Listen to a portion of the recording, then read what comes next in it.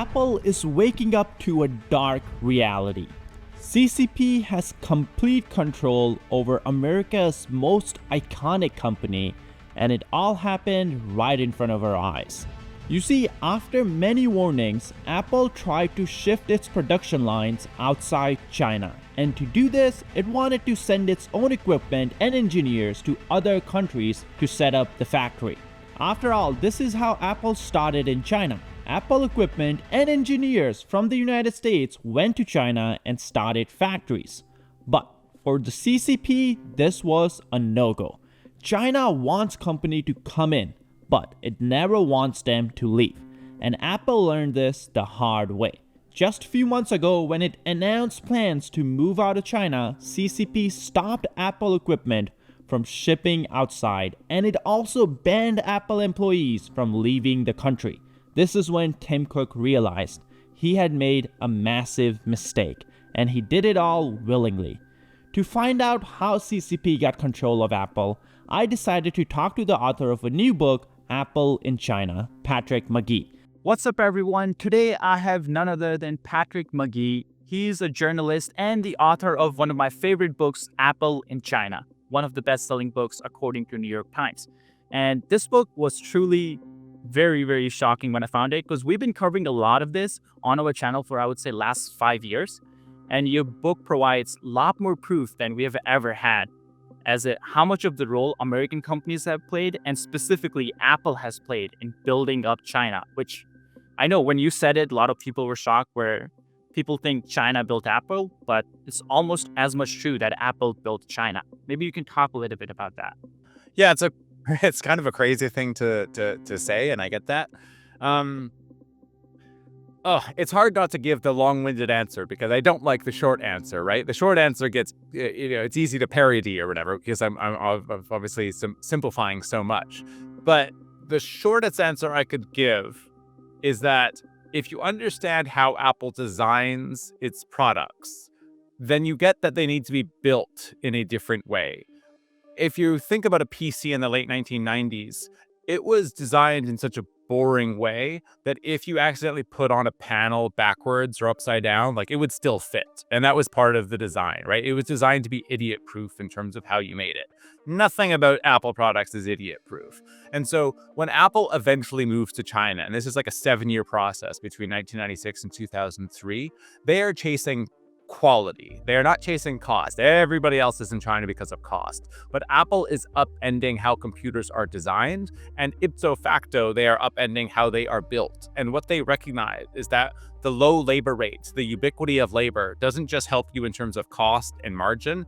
It gives you unconstrained design potential to sort of design something however Johnny Ive and Steve Jobs see fit, and with an army of laborers working in football-sized factories on a conveyor belt production line, they can come up with methods of production and manufacturing that nobody else is thinking of. And that's how you get something like the first iPod, and then the miniaturization into the Mini, and then the further miniaturization into the iPhone.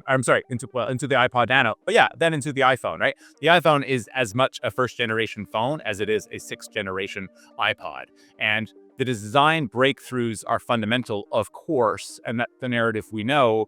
What my book contributes to is an understanding that the operational breakthroughs are just as foundational, and for reasons that are kind of strange and hard to explain, we've ignored them. Yeah, and I think your book quantifies something that I've been kind of saying, and I don't know if you remember, but in 2017, Tim Cook was at some stage and he was asked about China. Why is Apple in China? And he basically gave this answer where it's like, it has nothing to do with low-cost labor. He's like, it has everything to do with engineers. You have a lot of engineers in China, and that's why Apple is in China. And my thinking with that kind of quote was like, if I have a company that's taking advantage of low cost in China, I will never publicly admit. I will say like, oh, it's all the other things. That's why we're doing it. It's not because of this big thing.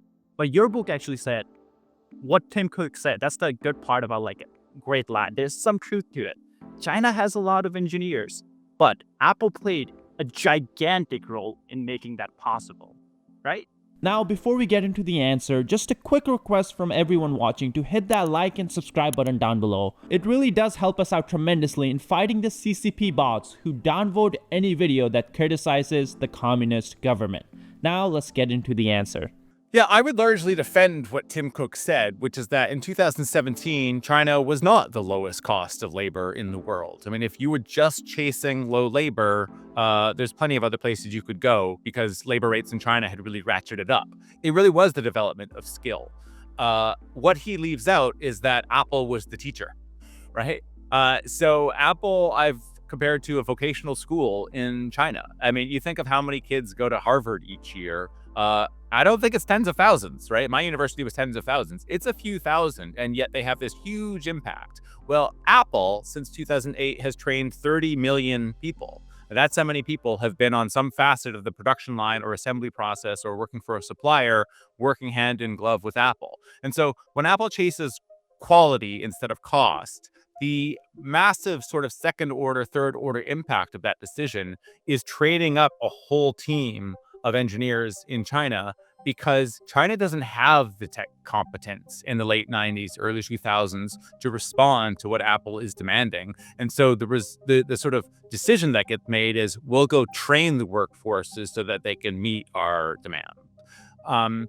That's a decision made when Apple's a pretty small company. I mean, they almost go bankrupt in 96, 97, and again in 2000. These are the years of them experimenting with outsourcers for the first real time, at least in terms of a strategic sense. And that lays the groundwork for them to be successful. But then like the real impact is once iPhones come out and within a matter of 5-6 years, they go from 5 million a year to 100 million a year, and then eventually to 230 million a year. And if you understand the perfectionist, no tolerance for defects culture that Apple is famous for, and you transplant that into hundreds of factories in China to build at the level that's required of doing a quarter billion iPhones a year, then you can begin to understand that, okay, they had to just upend and do training, engineering 101 to just reams and reams of factories, each housing thousands upon thousands of employees. Zhengzhou alone, iPhone City, has 400,000 employees. The impact is literally that of a nation-building effort. I mean, it sounds like a crazy claim, but this is a slow burn argument taking place over 400 pages. I've yet to meet someone who's read the whole book and think the figures don't make sense. And also, like, it is a crazy claim, and it's also, I think most people don't comprehend how big of a scale Apple itself is. Because I looked up before we hopped on the podcast, Apple is $3.39 trillion. People can't comprehend billion. Apple's market cap is bigger than UK's GDP. So it's a huge company, and some interesting stories I looked up because I know audience finds it interesting. Apple was able to work with major airlines in the United States to create routes that only Apple employees used every single day for like, I don't even know how many years. They were spending like 200 million a year on airline fees. Yeah, I mean, let me tell you that story because that's a funny one. So, people would count the number of industries that Steve Jobs had disrupted as CEO, right? And you could sort of do the similar thing for Tim Cook to maybe, now that they pushed into, a Netflix-style streaming service and stuff, like you throw TV into the mix or whatever. And I think airlines is a possible one that you could add to the mix. So in 2014 and 2016, Apple was sending so many engineers to China that they had to convince United Airlines to start flying to Chengdu and start flying to Hangzhou, places where they had never flown before. But Apple needed so many seats that they said, we need you to fly there 3 times a week. And it doesn't matter if the rest of the plane is empty. We will buy so many first class seats that you'll still be profitable. And United, begins those flights. Which is insane, right? I know we talked about before that you've been talking about these stories, but I think audience is going to be shocked. And even personally, like these stories are why, like I tell to every guest that I'm excited to talk to them, which I am. But this one is like, we don't know each other, but these stories are just like so interesting that I was truly excited. Now, so go ahead.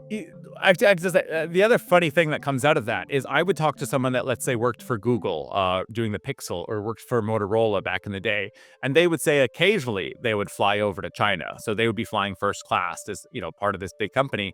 And basically they would be the only Motorola, the only Google employee on the flight, and everybody else in first class was an Apple employee, right? I mean, like anyone involved in this business knows that Apple operates with a level of minutiae, dedication, and sort of man hours on the ground in China that nobody else has. And, today there are thousands upon thousands of people just working for Apple full time in China. And so the flights have actually diminished to some extent. But just to understand like the process of taking our designs and having them scale, but having them scale at a time when we're at a level which we retain the control, right? Like I compare Apple to Uber in the sense that Uber is the largest taxi provider in the world without owning any real estate.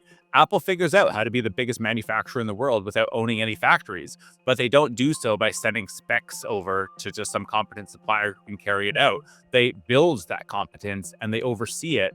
And the operators in China at some other company are using machinery that Apple has either purchased or sort of like given to them through a loan program to allow them to operate not just beyond their perceived capabilities, but their actual capabilities. Because especially 20 years ago, 25 years ago, the Chinese entities didn't have the money for these kinds of machines, but Apple did. Yeah. And actually, I have a very interesting story about Uber, Apple, and China. Hopefully, you haven't heard that story because it's always interesting to tell people stories they haven't heard. But for the audience, they'll have to stick around because we'll talk about it later. Now, talking about that's YouTube retention. Yeah. Talking about stories. We talked about this before the podcast too. You know how Steve Jobs shares this story, and I don't know if it's true. Where not Steve Jobs, Jeff Bezos shares this story where he saw some stats about internet and he's like, I have to get involved, and that kind of led to like the founding of Amazon. If I'm correct, based on my research, you spent 2 years researching for this book, correct? And what was something that convinced you like, oh, this is interesting topic? Because it clearly is really interesting now that you're done. But like, what got you started? So it wasn't a number. The numbers, as I understood them, came later. It was, in a sense, an embarrassment of my own ignorance of how Apple makes its products. I mean, when I was telling people in the earliest stages that I was getting interested in this as a topic, the answer would usually be like, well, what do you mean? Apple makes its products in China. Everybody knows that. But then you just ask them any other questions, like name some of the suppliers, how did they get into it? What did China offer that, Taiwan or Japan or something didn't offer? And nobody sort of had any answers. And so to some extent, this came out of a conversation where somebody was explaining what a chip maker was doing in Taiwan and how difficult it was because of the COVID restrictions. And I said, right, but it's a chip designer, right? Like by nature, it's fabless. They don't build the chips. So why do they need to go to Taiwan? And in retrospect, that's a very naive question, because to understand chip design is to understand that they absolutely go into the factories and do some hand holding and help. And there's a sort of congruence of the chip designers. And When you say they, who do you mean? Apple or someone else? I'm trying not to give the name. Okay. So let's just say someone along the lines of an Apple that does design chips, a Qualcomm that designs chips, an NVIDIA that designs chips, right? But they don't make them, right? All those chips that I just mentioned get made by TSMC. But people from those companies are in TSMC helping to build the chips. I didn't know that. And so the person, upon recognizing that I didn't know that, said, well, it's just like Apple. And I remember thinking, Apple goes into the factories? Like, this was a novel idea to me. And I was 3 years into being an Apple reporter. And so trying to educate myself, I was like, what are the books about this that I haven't read, right? What are the lengthy magazine articles that I haven't read? And there was a sort of quick recognition that like, this wasn't widely known and this had not been written about. And so that was the impetus to the story, that not only did we not really understand how Apple was manufacturing in China by orchestrating everything to like a really minute level, but people also didn't understand sort of when they had gone to China, what the earliest projects were, certainly not the influence and impact that they had, but also they didn't understand things like, and I didn't understand things like the candy-colored iMac was built out of Korea by LG, which ironically wasn't even a contract manufacturer. Apple's just so powerful, they sort of made them a contract manufacturer, but they were just the provider of analog monitors. And then LG expanded to building them in Mexico and in Wales. And I was just thinking, like, there's this whole other side of Apple that I don't understand, and I'm an Apple reporter. And if I don't understand it, other people aren't going to understand it as well. So it wasn't just like there's an understanding of, hey, I could really delve into how Apple products are made. There was an early realization that there were 3 books that could be combined into one, because the 3 books that hadn't been written about Apple are: 1, how did it go from being days away from bankruptcy to being the world's most valuable company? Even if I define that, let's say, as $1 trillion in 2019, or even $350 billion in 2011 at the time of Steve Jobs' death. Other than biographies of Johnny Ive, of Tim Cook, of Steve Jobs, there just is no standard history that sort of takes you through 15 years of 1996 to 2011 in terms of the products. So that was bizarre, right? Don't you feel like there should be 5 to 6 books on that topic? It should almost be a cliche business school case study at this point, and it doesn't exist. That's book 1. Book 2 is how do they actually manufacture their products? I mean, after all, it's the world's most valuable company. Most of us have, thousands of dollars worth of Apple stuff, right, somewhere in our home, and yet they go from manufacturing almost everything themselves in the late 70s, throughout the 80s, throughout the 90s, to orchestrating it all and not manufacturing anything themselves. I mean, that alone is a really consequential shift for the world's most iconic company. Where's the book just on that? And that didn't exist. And then the third thing is when they make that shift, they eventually find China. But China's an authoritarian country. You don't just build stores on a nice corner place of Shanghai without a bunch of political connections. So who are the players in China working for Apple, making those political connections? What are the quid pro quos? What are the investments and so forth? That was another book to be written. And so the idea for the book was never, why don't I take what's already been written and pad it out with some great writing? It was, why don't I compress 3 books worth of novel content into one book such that every page is new information? And so there's some stuff that has been written in the Walter Isaacson biography, let's say, that is quite helpful for my narrative, and I avoid it just because I want your average Apple nerd to be in a Barnes & Noble just deciding based on the cover to look through the book, and for any page they go on for them to read and be like, I don't know what this is, right? That's how packed full of novel information I wanted it to be. I thought if they opened the page and I was actually just recounting what Walter Isaacson said, they'd be like, I'm done with this, I don't care. And so the sort of challenge I set for myself was that essentially every page of the book was novel information. And I'll let readers decide whether I've done that. But from my perspective, it packed full of new insight. No, it is. And on top of our audience likes business and likes geopolitics, it's like one of the rare books that covers the intersection of both, especially relating to China. So I think if you enjoy the podcast, you should definitely check out the book. And just a quick recap, because a lot of people probably haven't watched the video we made. So Apple was struggling, Steve Jobs comes back, but Apple was already on the move towards outsourcing manufacturing overseas, right? And I think this is your words, maybe I'm misremembering it, where they were struggling because they were competing on logistics, and that's not what Apple was built on. They were built on innovation, and that's why they brought back Steve Jobs. Maybe I'm misspeaking, but that's my thing. Yeah, not quite. It's more that, so the guy who is just before Steve Jobs, he lasts 500 days at the company, and he's known as a turnaround artist. His name is Gil Amelio. And he sort of looks at the company and thinks, okay, the problem here is sort of inefficiency. And that if we can sort of streamline operations and save money that way, then, I'm going to get this company back.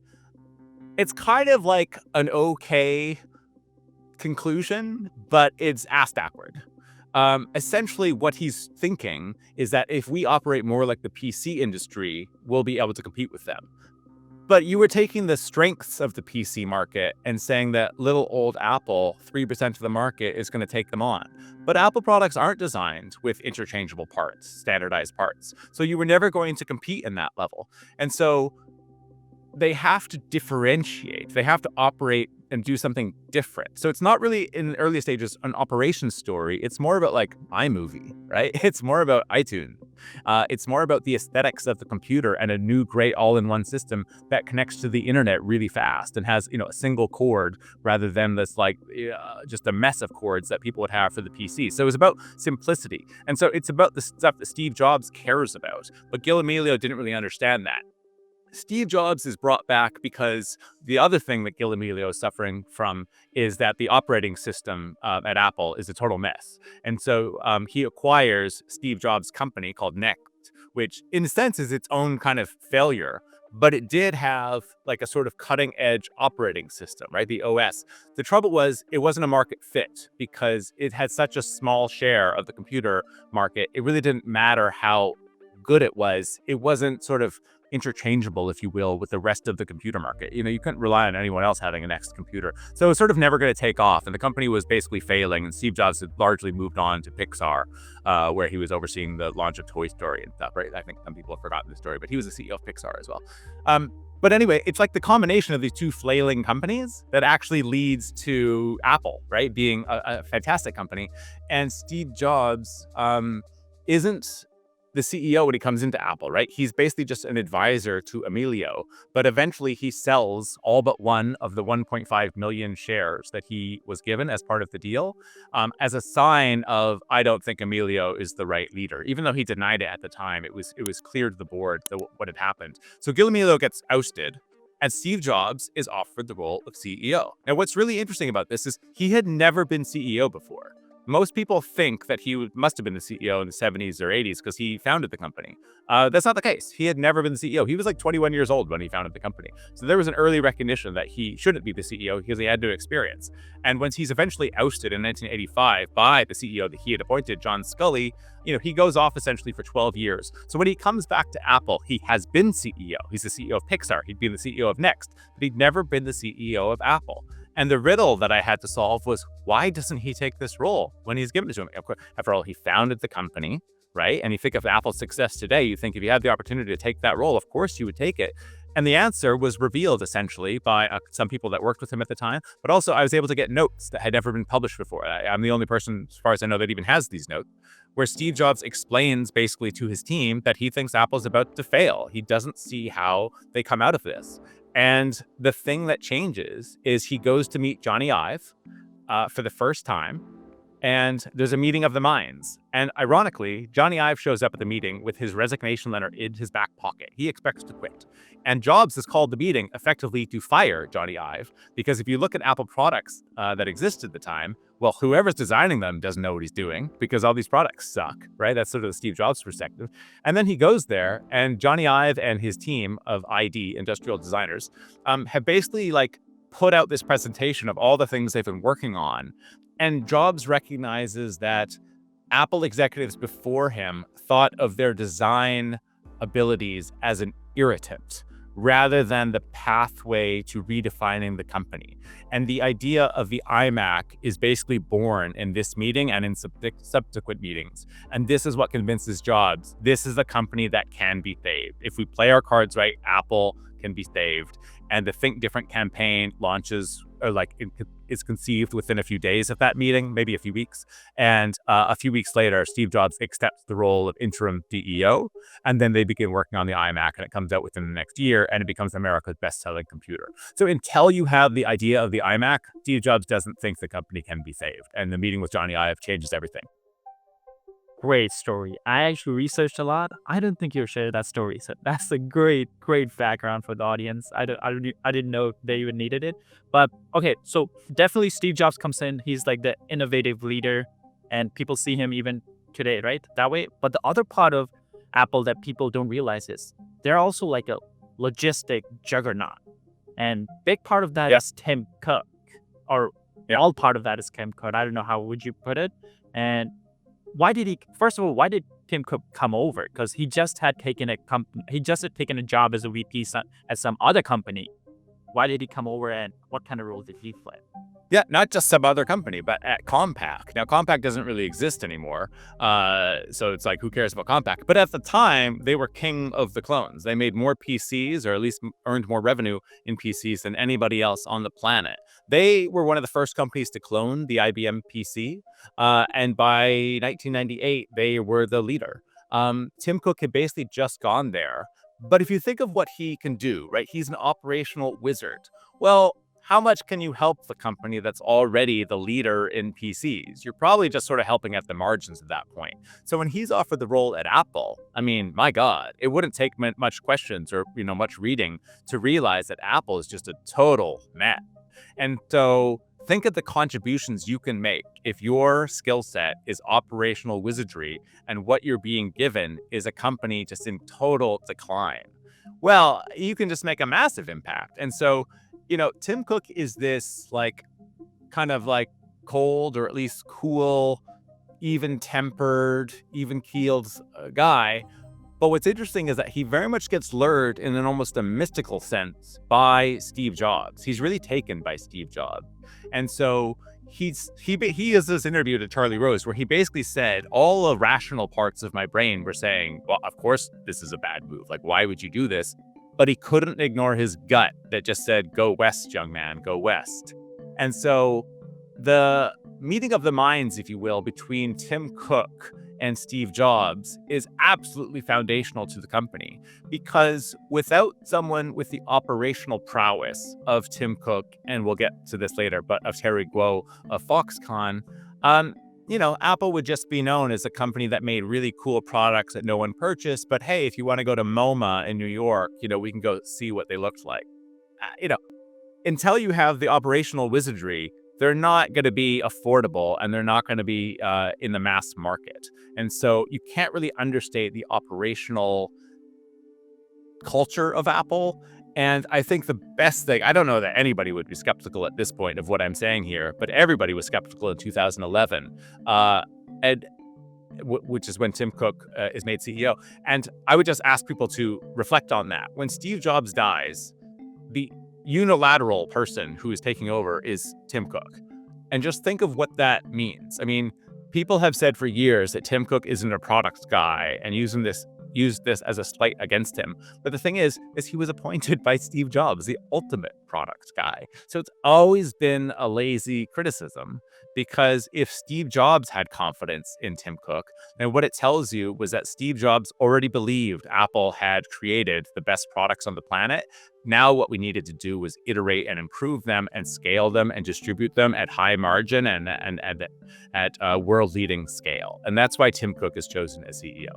Just to get ahead of myself, I think it does matter now that Tim Cook isn't a product guy, because for the first time since the death of Steve Jobs, you do have insane innovation coming out of companies like Perplexity, Anthropic, OpenAI, even Microsoft. I mean, Microsoft is somehow doing cooler presentations than Apple. I mean, think of the I'm a PC, I'm a Mac ads from 15 years ago and try to get your head around the fact that the tables have turned a little bit. So I think, Apple's future is very much dependent on its competencies, not in logistics and operations, which they sort of nailed, but down to product vision, product design, and AI. And Tim Cook just has a skill set useful for a different era of Apple. And the sooner that Apple's board recognizes that we're in a new era, the sooner they should recognize that, give Tim Cook $1 billion and a nice golden plaque, but he's not the guy to lead Apple into the next era. For sure. And we'll now go into the geopolitics shifts that are happening around the world, China getting into the World Trade Organization. But since you know a lot about Apple, I had an interesting question. Who played a bigger role in Apple becoming a $3 trillion company, Steve Jobs or Tim Cook? In your opinion, of course. I almost don't like the question because it's unanswerable. It's a fair question, but let me sort of put it in different terms. Sometimes people will say Tim Cook is clearly the better CEO because he took a $350 billion company and he 10x'd it. So, if the first $350 billion is a result of Steve Jobs, then the next $2.7 trillion is the result of Tim Cook. I think that's really unfair to Steve Jobs. What I would say is Steve Jobs took a $3 billion company and made it worth more than $300 billion. So he 100x'd the valuation of Apple. And by contrast, Tim Cook only 10x'd it, right? I mean, that's how you could sort of put it. So it's sort of an unfair comparison. But of course, really the magic of Apple is both those things, right? So one of the top lines in the book, and I say this because my wife wrote it rather than me, is the meeting of the minds between Johnny Ive and Steve Jobs made Apple products unique. But it was Terry Guo and Tim Cook who made them ubiquitous. You don't get Apple without both of those teams. That makes sense. And now we get to 2000. And I know you have said it too. We can't blame Apple for going into China. Our leaders were pushing almost every company to go into China. China had just gotten into the WTO. And is this when they partnered with Foxconn already? But okay, so the question is, was it Foxconn who went into China and Apple was like, we trust you, we'll go with you? Or was it Apple pushing Foxconn to go into China?